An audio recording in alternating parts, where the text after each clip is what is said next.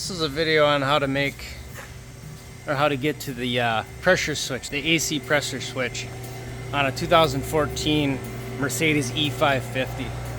I looked in the manual and the manual showed it to be right down here under there, and that's where most of the non-facelifted ones are. They're right here.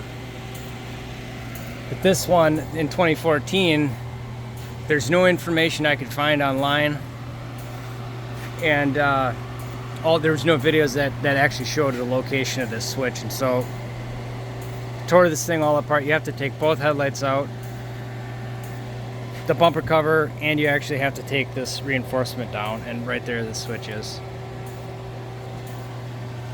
Good job, Mercedes.